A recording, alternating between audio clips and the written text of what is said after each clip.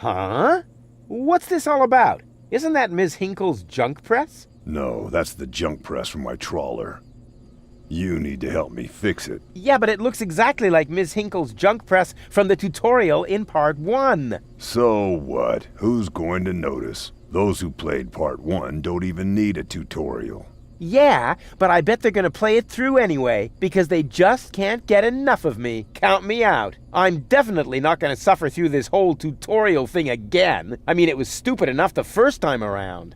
Ah, come on. A little repetition can't hurt. Then how do you explain this blister? That is where I burned myself when I repeatedly put my hand on a hot stove. You never learn, do you? Au contraire, I have a nearly photographic memory. Do you now? So, do you remember how to use the interface in order to talk to someone? Yes, of course. Go ahead. Talk to me. Just point the cursor at me and left-click as soon as the speech balloon icon appears. No prompting! Talk to Bozo. You don't have to say that aloud. Hey, who's talking to you? Hello there. You clicked on me. Yeah, and I regret it already. But you see, there's nothing left here that you could teach me. You don't even know, how to look at an object. But I already know that. I see. And how? I point at it with my mouse cursor and right-click when the eye icon appears. Nonsense. That's not an eye. It's a ping pong ball. With a pupil? Yeah, it's loaded. Why would they use a loaded ping pong ball as an icon for the action examine? I'm about to demonstrate that using the small object lying on the ground over there by pointing the cursor at it and right-clicking as soon as the ping pong ball appears. I'm holding my breath. What's that? It's the reactor lead head. But it was a cathode plunger in the last game. It's the lead head, believe me. You need it to repair the press. And how exactly am I going to do that if I can't even pick the thing up? Sure you can pick it up. Just point at it with the mouse to make the hand icon appear. Then left-click to pick it up. Oh no, this has to be easier.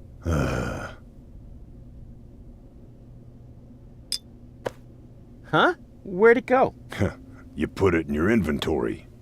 You know, where all your items go. You pick the thing up. Now use the mouse wheel to open the inventory. Hey, there it is. Exactly. Now, this is your inventory. I knew that. Here you can view all the stuff you're lugging around. You remember how to do that, don't you?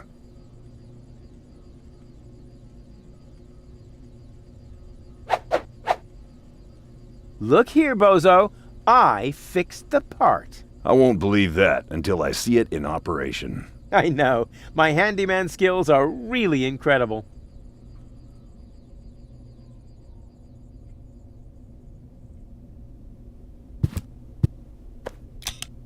It fits. Next you need to... Hey, you don't have to spoon feed me. I'll manage the rest.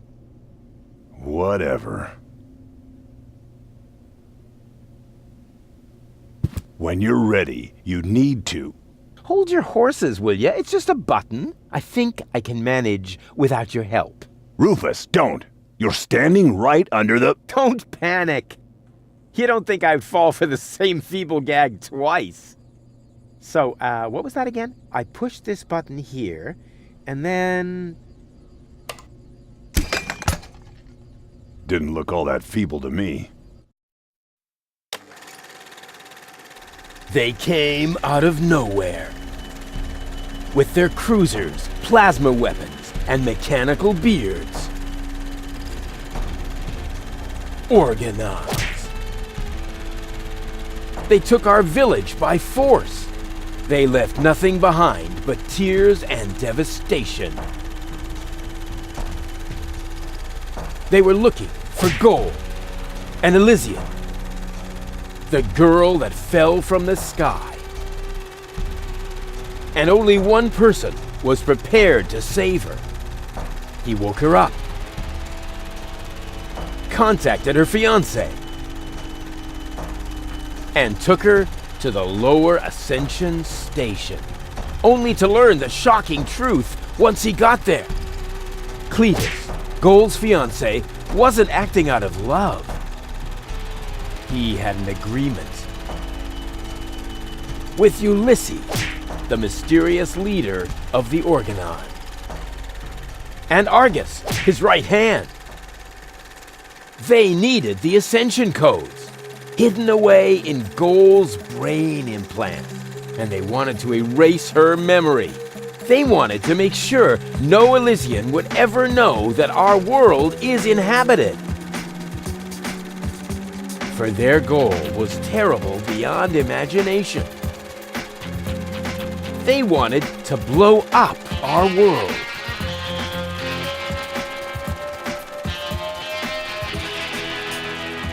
But they had failed to reckon with the One. He swapped the cartridges. And he restored Gold's memory so that she could bear the truth to Elysium.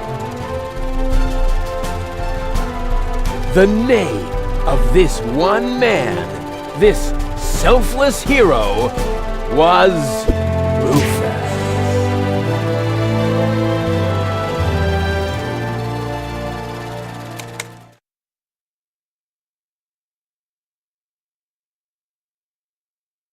Dun, dun, dun, dun, dun, dun, dun. Bop, bop, bop.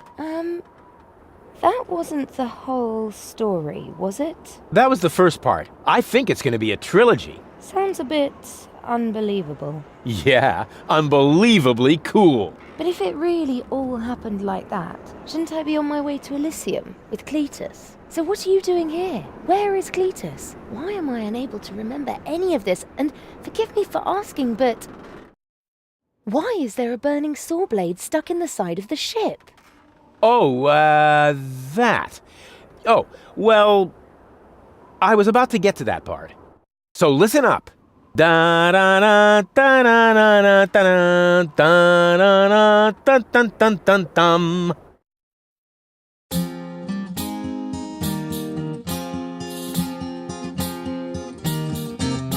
You're being pathetic again about accurate bacteria in the fridge. It's getting boring, but packing bags due to dirty socks ice through to lampshades rim borders on Anadon's gone.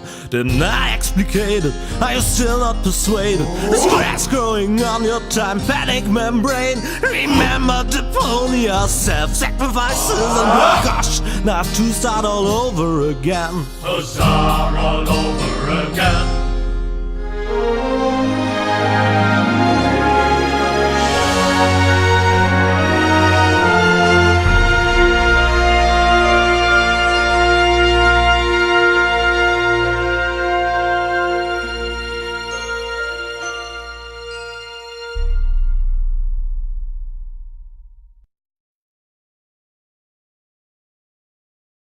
Trash.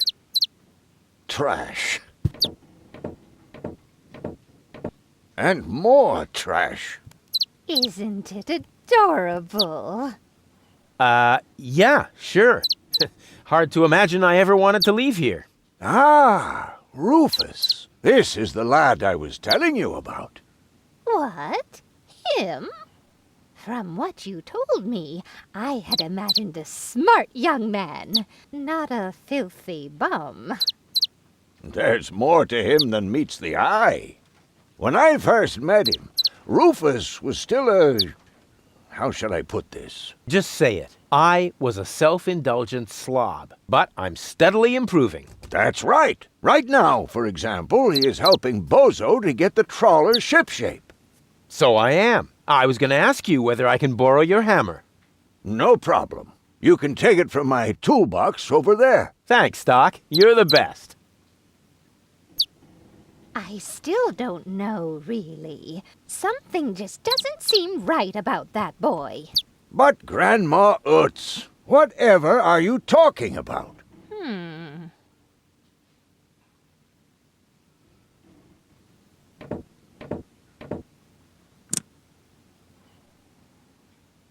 Didn't you tell me that he suffers from an exaggerated opinion of himself?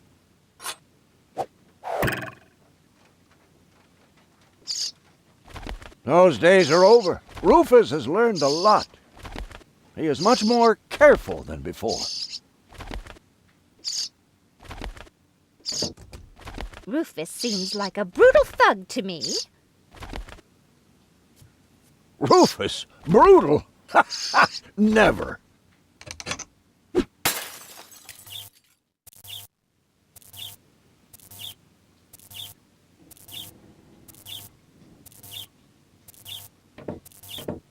I just hope he doesn't turn my whole house upside down. He's just getting a hammer. How much damage could he possibly do? Can a person really change so much? It's very simple. Once burned, twice shy. And Rufus has burned his fingers more than once. He has learned. I would bet the house on it.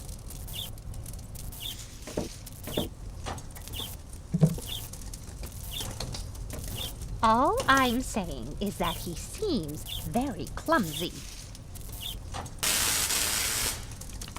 Your fears are completely groundless. Rufus has become very careful since his last adventure. What if he suddenly blows a fuse? Believe me, those days are over.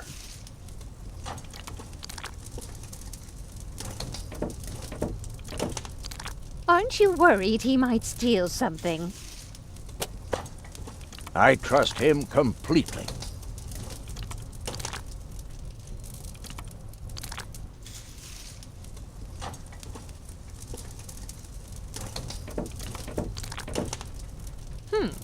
If that's all true, then he must have turned himself around 180 degrees. That's how it is. As if someone installed a power inverter in him. And he shouldn't give John Thomas too much to drink under any circumstances.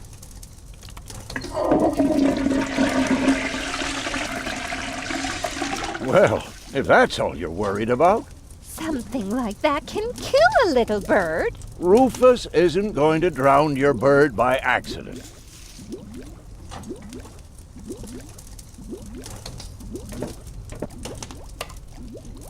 He would ask before he used my water supply, wouldn't he?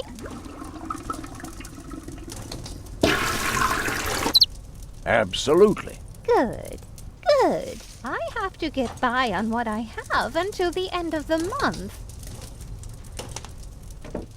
Perhaps I'm worrying unnecessarily. After all, John Thomas is very good at self-defense.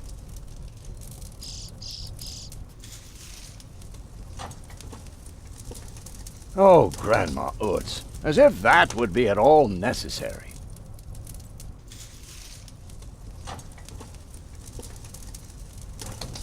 You almost have me convinced, but there is one thing that still worries me. He had better not clog my garbage disposal. The blades are so sharp. Things are always getting caught in there.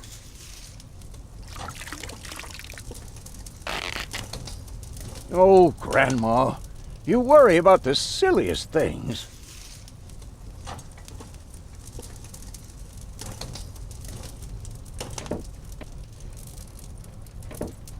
If you promise me that he will be careful, then everything is all right. Just as long as nothing happens to my John Thomas.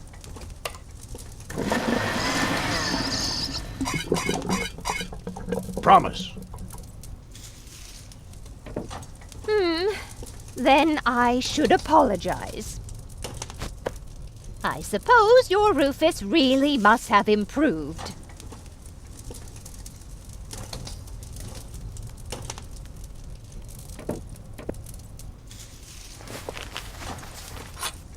Well, what do you know? Here it is.